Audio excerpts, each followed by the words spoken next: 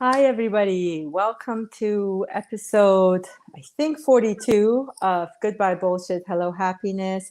I'm your host, Atusa, and today I have a very, very special guest. I'm really excited for you guys to meet her, Sara. But the special thing is that this is just an introduction to Sara, because Sara and I are going to have another regular monthly Goodbye Bullshit together where she has this wonderful curiosity questions that we're gonna come and talk about those. So I think we called it magic curiosities. Is that right? Yes. Yes. Magic curiosities. So that's coming up starting, I think, next month. We're gonna start to do them.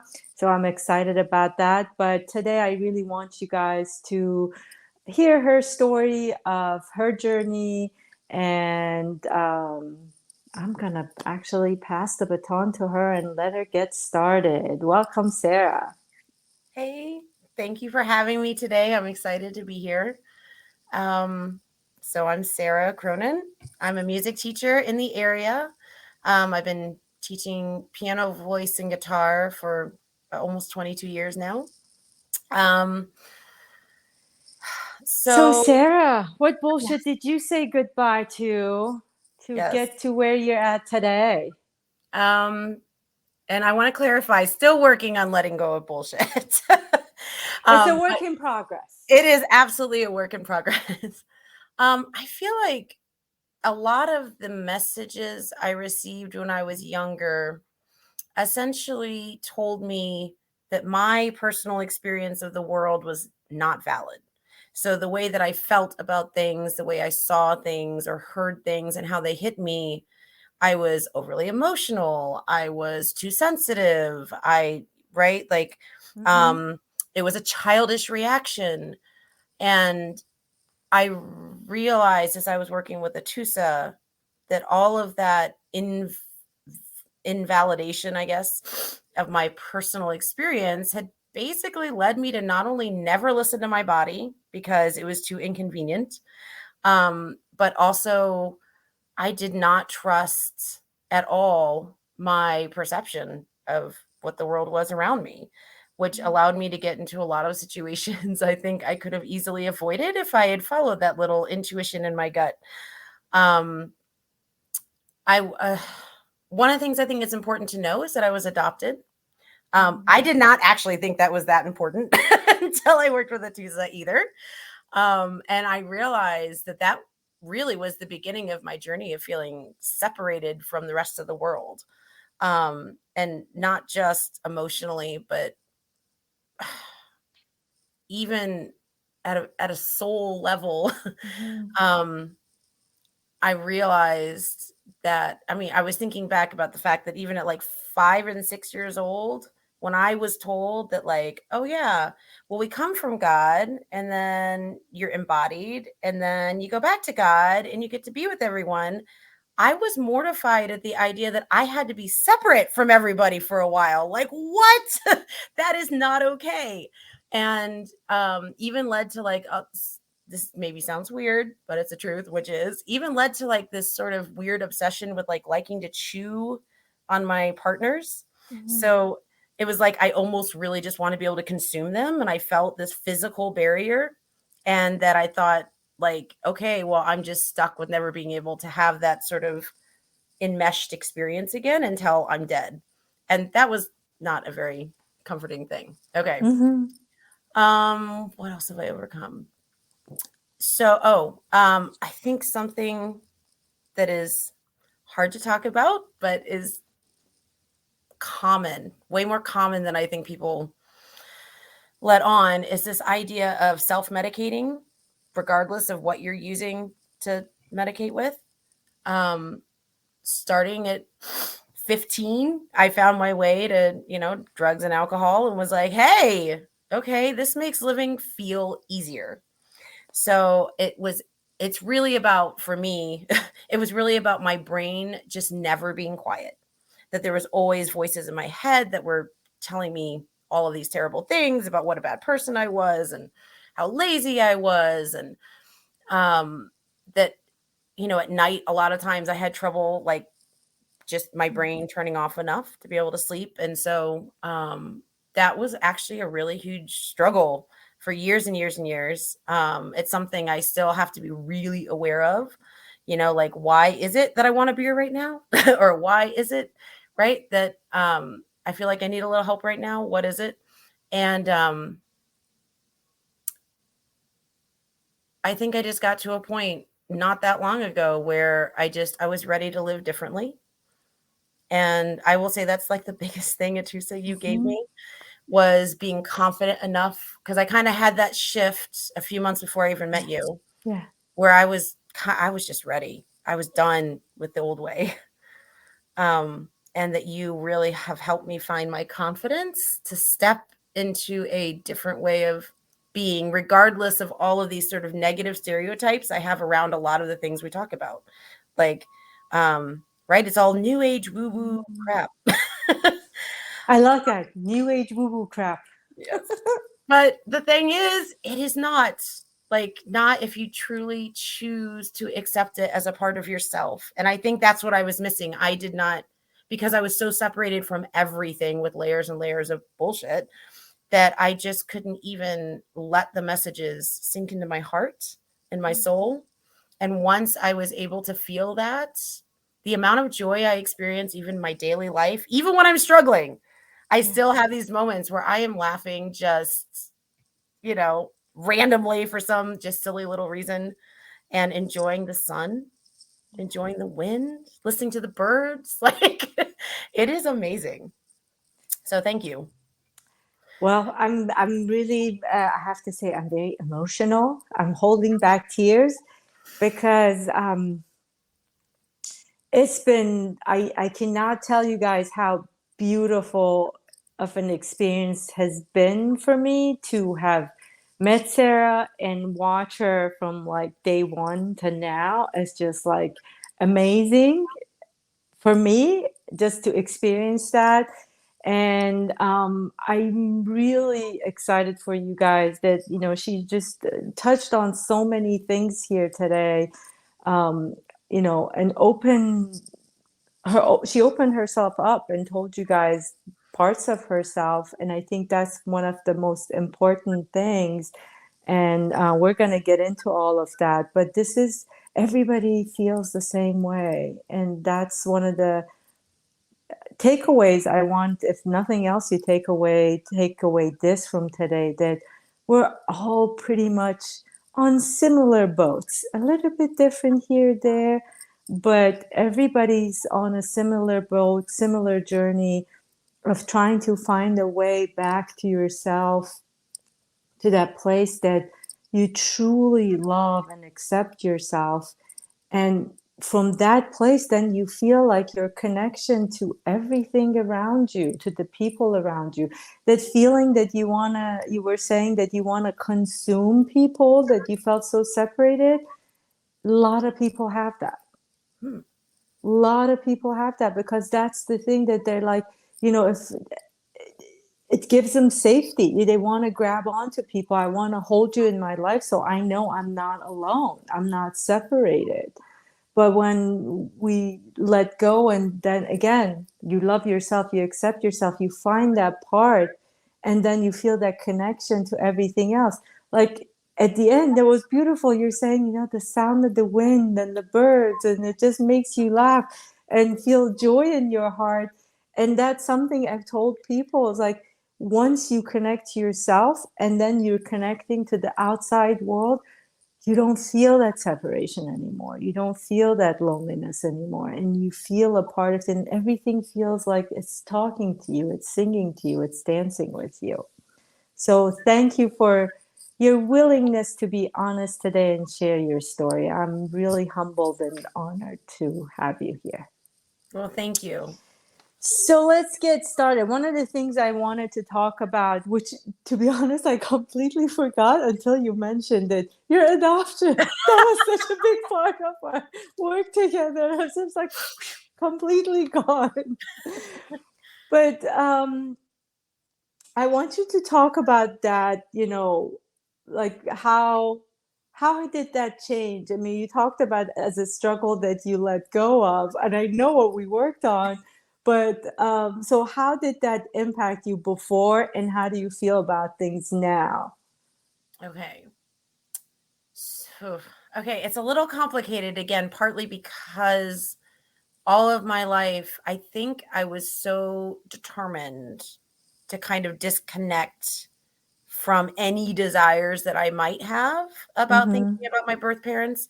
I think I felt like it was disrespectful to my adoptive parents Mm-hmm. because, I couldn't really point at anything and be like, well, they're doing this wrong or that wrong, right? It was just like, but something in the way that I understood adoption. Okay, so let me just say, if you have an adopted person in your life, please do not ever take them to the pound, adopt a cat, and then say, like, this is how we got you. This is we adopted you because we wanted you. And it took me a long time, even working with the twos, before I was like, but that happened when I was like, what, I think, 3 or 4. Exactly. And that moment was where I was like, oh, I really was abandoned. I really wasn't wanted by somebody else. And okay, that instinct was correct. And then they kind of took pity on me and took me in and are like, okay, we're going to do all these nice things for you now. Like it was just not the right message. Um, How and would you change that? Because I think that's, I know, especially now, there are a lot of people that they're adopting kids. How would you think you know, that's a good question. parents can do better for the kids that are adopted so they don't feel, I think a separation is going to be felt anyway. There's some things that's going to be there no matter what.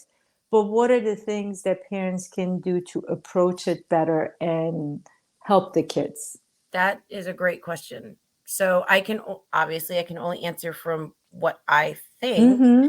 And just as a quick side note, interestingly, I've actually run across other parents of adopted people where I swear it sounds like they said exactly the same things that my parents said, but like Mm-hmm. it hit their kids totally differently. Sometimes Mm-hmm. worse, sometimes better. So I just want to make that clear. But I think one of the things I would have liked to have known, I don't know that they ever really said like, well, you were obviously born of love of some kind, right? Mm-hmm. Like you were born of some kind of love. Now maybe it wasn't sustainable, right? It was something that just, I mean, for instance, even when I found out that my mom was in college, the fact I had an older sister, that was hard, right? Because then it's like, well, why was it okay to keep her and not me? Mm-hmm. And Mm-hmm. even though I realized, even as I was thinking that, I realized even as a kid that really wasn't fair. I don't think I was given an alternative. And I think Mm-hmm. the alternative would be, okay, well, you were born of love and there was this relationship, but because she loved you so much, Mm-hmm. she wanted you to have a different situation. Mm-hmm. I'll be honest, now I'm saying it, I'm not sure that that would have been enough for me personally, but I do think it would have helped.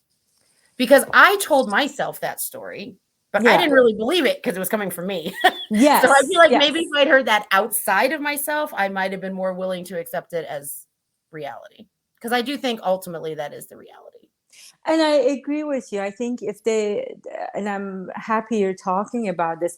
I I think if people come from that approach, the parents to say, you are loved. There is nothing wrong with you. You are perfect just the way you are. You are whole just the way you are. It's just that, situations led to this. You were not the cause of this situation. And it wasn't because if you did anything wrong or you were bad that they didn't want you. You were loved and you are still loved. You are perfect and you are still perfect. And situations got us here. Right. So I know I mean, and I think I would believe, again, I don't have personal experience with that, but from what I've gathered from clients too, I think it's not just a one conversation. It's a constant conversation from the time you have that child until they, as they're getting older, and describing it in different ways, age appropriate ways, and keep, bringing that message in to the kids. I think it's going to help as well. So, Definitely. yeah. I will say that's one thing they totally got right is I knew I was saying in preschool that I was adopted. Like, I mean, I didn't necessarily Hmm. know quite what that meant, right? Yeah. But I'm just saying that was something I feel like they did really well. And honestly, it's because my mom was also adopted, by the way, Mm. but she did not find out until she accidentally found her birth certificate when she was 16. Oh, So wow. that was a giant, obviously, like misstep on her mom's and dad's part. But I feel like that was sort of one of the ways which they definitely got it right, was talking about it from the beginning. Yeah. And Yeah. I do totally agree. I would have been furious if I had found out some other way. Yeah. No, talking about it, but also bringing the message of that you are loved. Yes, You are absolutely. loved. Continuously bringing that Yes, message that you are loved and you are perfect and that there's nothing wrong with you. yes. Keep talking about that message. Next thing, it's big for me to talk about is self medicating. And I know society right now, everybody's self-medicating in different ways, um, whether it's drugs, alcohol, microdosing. Even I'm going to put in that same category. There are a lot of different ways. Even exercise, in a way, it's can be self-medicating. So food, eating, another self-medicating. So what were some of your challenges, and what led you to get to where you are now? That and again, I'm happy that you talked about it's still a work in progress, but you know if you can tell us a little bit more about that. Sure. Um, I think very early on. So, like I said, I think I first sort of ran into this when I was around 15 in particular. Mm-hmm. Um, I think I mean, I'll be honest, like the experimentation I had with hallucinogens, which really was like from maybe about 15 to 22, I would say I honestly felt like I was searching for something bigger. Mm-hmm. Like that was sort of my initial reason that I did it, was that I had heard about all of this consciousness expansion. Mm-hmm. And then, of course, who doesn't want things to look like a cartoon? Because I Mm-hmm. stupidly thought that's what it would be like. I don't know. You're gonna Um, see Bugs Bunny and yeah, Alfred. totally. I was like, yeah, I want to see cartoons. So I would say those are like kind of a weird double reason that I kind of just was willing to kind of go for it. Mm-hmm. Um, and then after that, it was more that I realized I did not like being in my everyday headspace. I found it painful at times, especially when my situation became more difficult when I became a full time partner with my husband and taking care of his mother in law. And Mm-hmm. it was a decade long experience where we lived with her and took care of her on a day to day basis. And then 3 years of in home hospice. And I found that over the years, I don't even know if I can explain this. It's like feeling electrified all the time. So Mm-hmm. not just mentally like fried, but definitely mentally fried.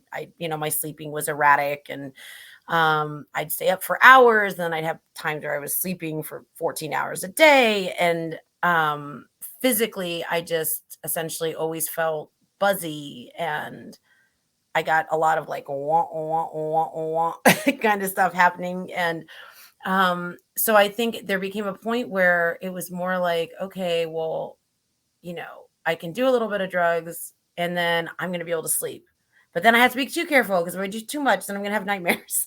And Mm-hmm. like, but it was like this constant thing. That's the other thing. If anybody has ever had a struggle with this, it's a constant thought in your head. Like, am I going to do some? Am I not going to do some? Should I? Or do I have enough? Do I need to get more? Like, it's like this Mm-hmm. whole conversation, which is really tiring, by the way. So on top of the fact that my situation was difficult, I was actually making it more difficult because I had this other thing that I was constantly having to focus on that was outside of my job and my caregiving and my relationship and whatever, the day-to-day mundane stuff.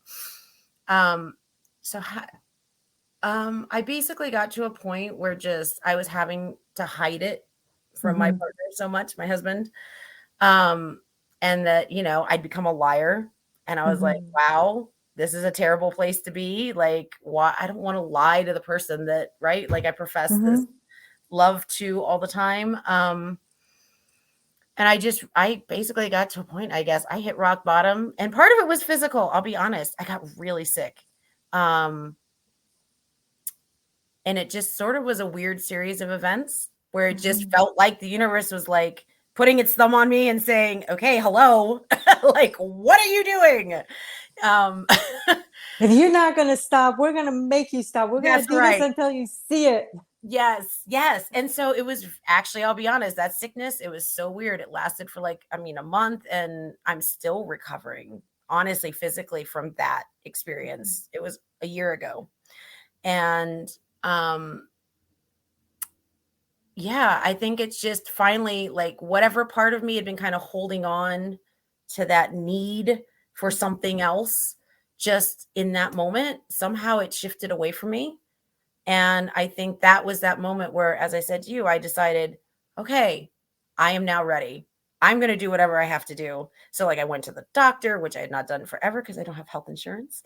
Um, so I have a sleep apnea machine. I had to get a tooth extracted, which I'm lucky actually didn't turn into something horrible.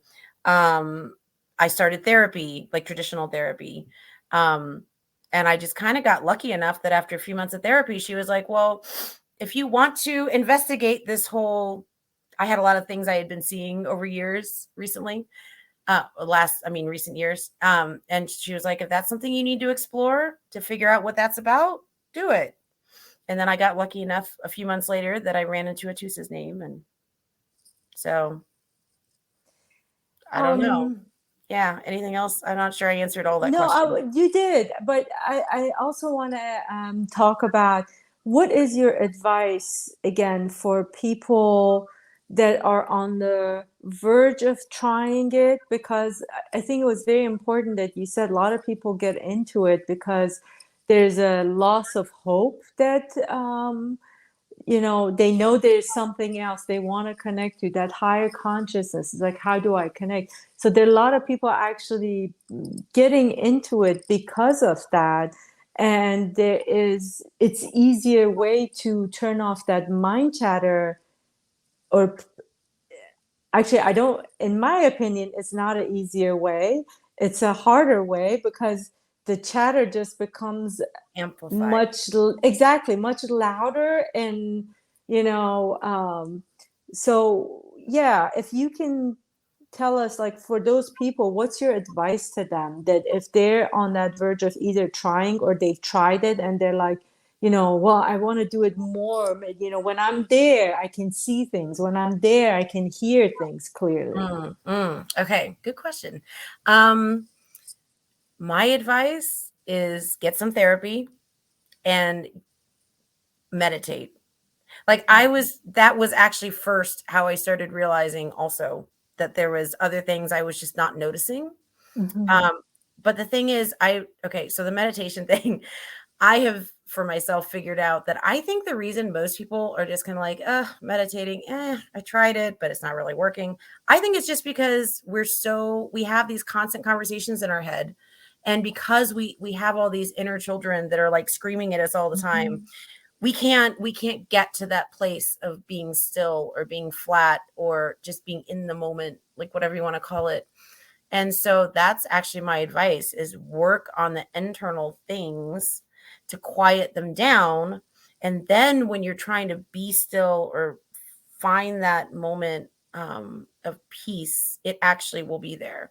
Because I think it took me about 6 weeks, I think, of working with you and clearing a lot of stuff out before I think I came in and was like, oh my gosh, I have this little piece of calm inside me.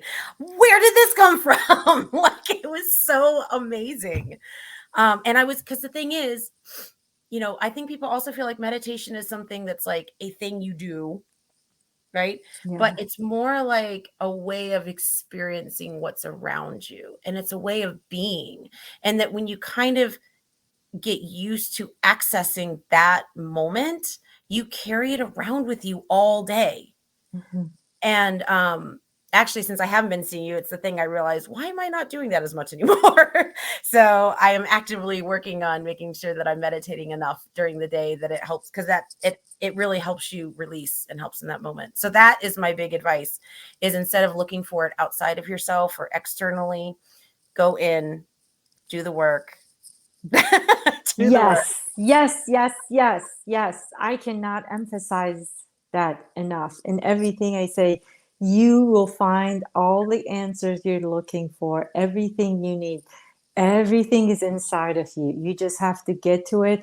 And I think, I talk about meditation a lot, and wherever I can, because I feel society has changed the definition of meditation with all these, again, meditation apps and do this, do that, and getting you to a place.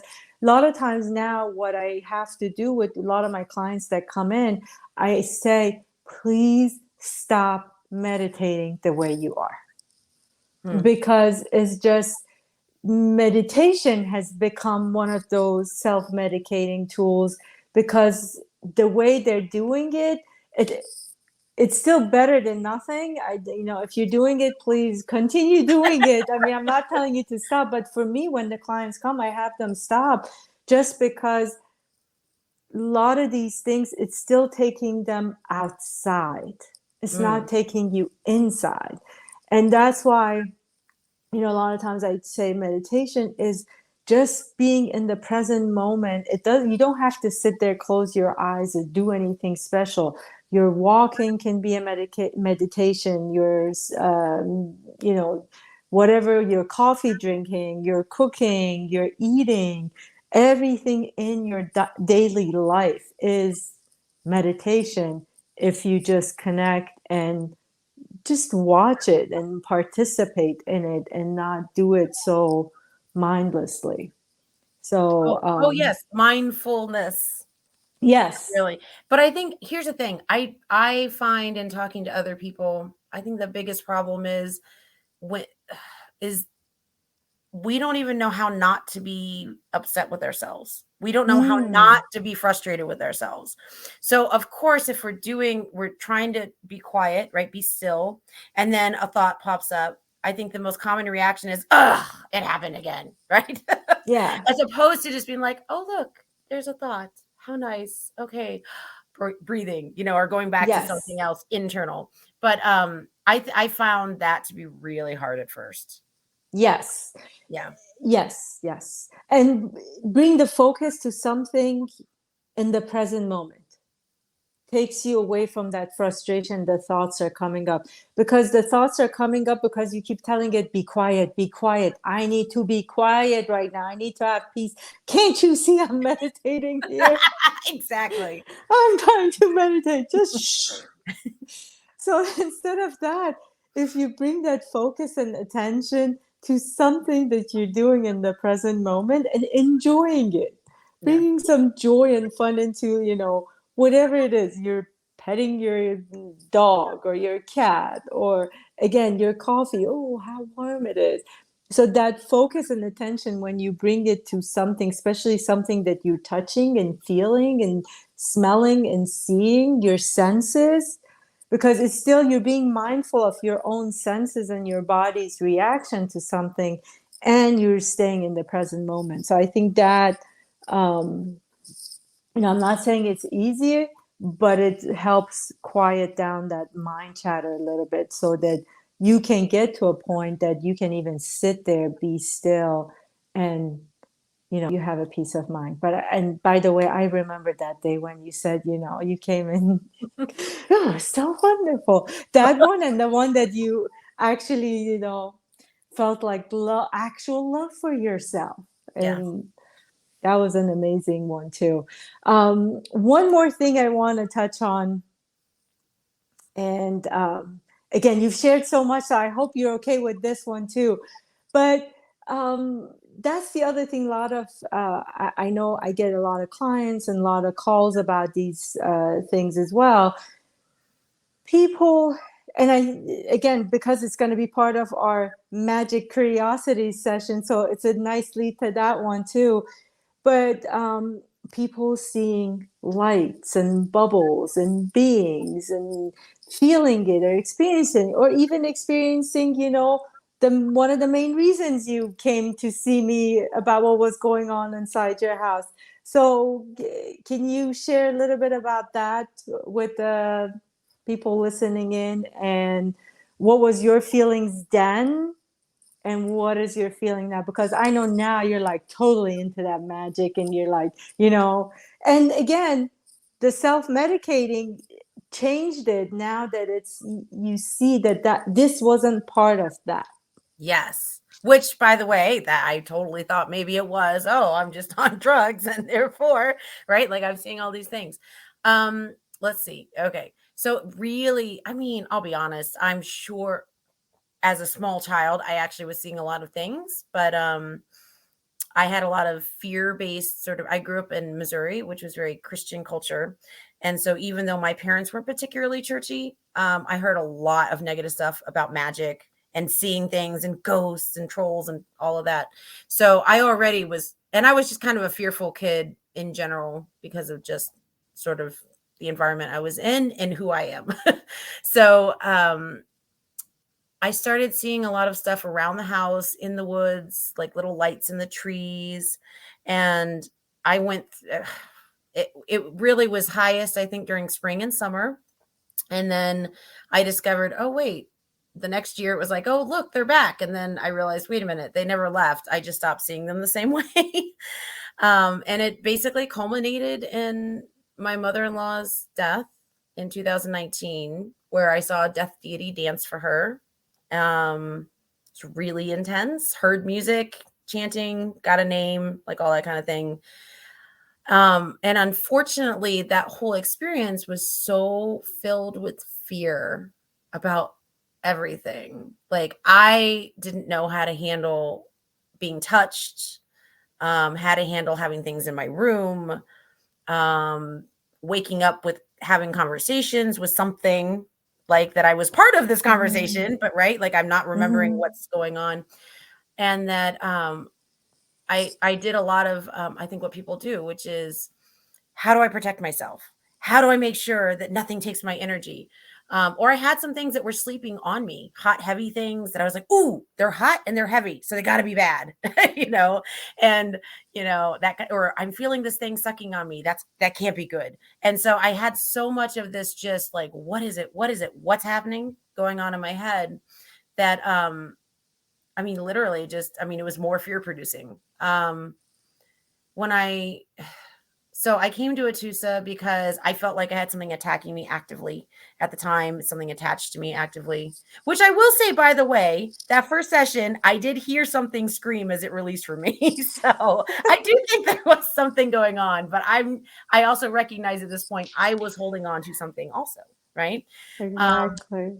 And It once, was your fear screaming away.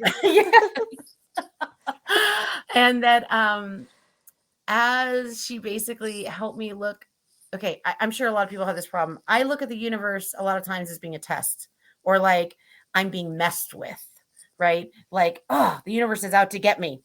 And it's that kind of an attitude, right? When she helped me kind of shift more to a no, these are not tests. The universe is helping you practice to do things.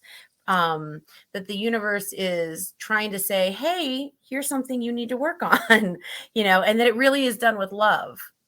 And once I could internalize that message more, all of the experiences, even when I would come across something that, hey, all of a sudden the light's going out in my vision and I'm surrounded by this darkness, it was just like, hey, okay, what's up? What do you want? Like, can I help you in some way? Like, why are you here? And that all of a sudden, these experiences that I know that I would have felt very concerned with, I think, about what was happening, I kind of just stopped with the questioning of that. It's like, again, it's almost being in that meditative state where you just kind of accept what's showing up. And then I haven't had a bad experience because of that. Like, there's no such thing as a bad experience. An experience is an experience, right? And so, I mean, I've had a lot of active conversations now with things in and around my home or things that I see on a regular basis in the sky. And it's all just helping me figure out my understanding, my personal understanding of how the world works. Mm-hmm. And that's pretty amazing. You once told me all of the knowledge will come to you in time. Any knowledge you need, it will be there. And I was like, yeah, right. Okay. Like the universe loves withholding things from me, you know. But so far it's felt that way. I'm always impatient. I want more answers than I have right now, always. But I also, that's something, another big thing I've been able to let go because of you. So thank you. Okay. Gee, Sara, thank you. No, amazing. It's profound. It is. It is. I was just remembering like the first couple of sessions where you would come with your list of Yes. yeah. Okay, Sarah's back with her list of stuff. Let's go through it and talk about everything. But now it's just, you know, and I'm so happy that everything like you're more, it's like, I don't, you know, there's no need for it anymore. Everything, like, I hear that you're impatient, but it's different. You're Yes. more open to, like, that it's flowing to me, that I'm receiving it. Yes, maybe I want it quicker, but I also know it's coming. And I hear this joy in there that you're actually joyful about that whole process of receiving it and seeing it. That time it's taking is like a little surprise. You're like, ooh, it's coming. What's next? Exactly. So that's amazing and beautiful. And this was really important what you talked about, because I get a lot of people texting me, calling me, messaging me.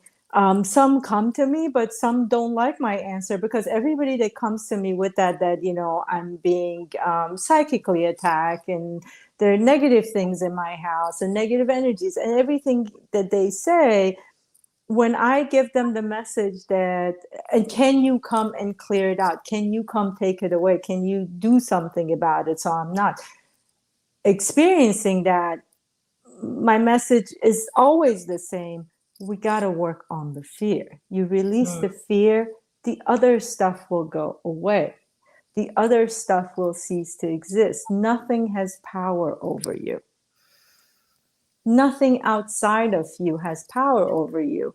The reason that you feel those things is that fear in you, that you have given power away yourself to something outside of you, but nothing can have that power.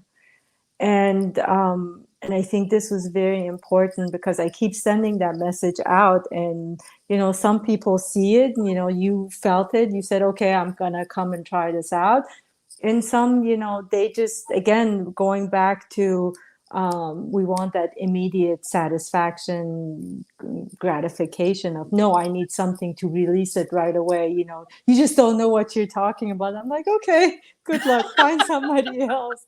But, you know, I can tell you, whatever anybody helps take away, it's still something else is going to come replace it, because of that fear is there. Once that fear goes away, all of it goes away. Nothing else can attach to you like that. So I'm really appreciative that you talked about so much here today.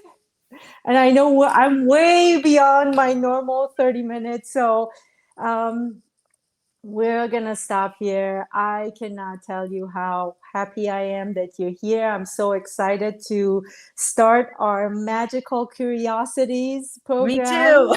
That's going to be so much fun. Everybody, you know, I'm going to post something and let you guys know. We'll figure out when in the schedule it's going to be. But once a month, we're going to talk about that. And you guys can go ahead and either text me your questions, comment on one of the videos, email me, however you want. Just if you have some curious questions, let us know and we'll talk about it in our program. Sarah, really, really grateful. Such a beautiful conversation. This was one of my favorite ones. Thank you so much. Thank you. Bye. Bye, everybody. Thank you. See you next time.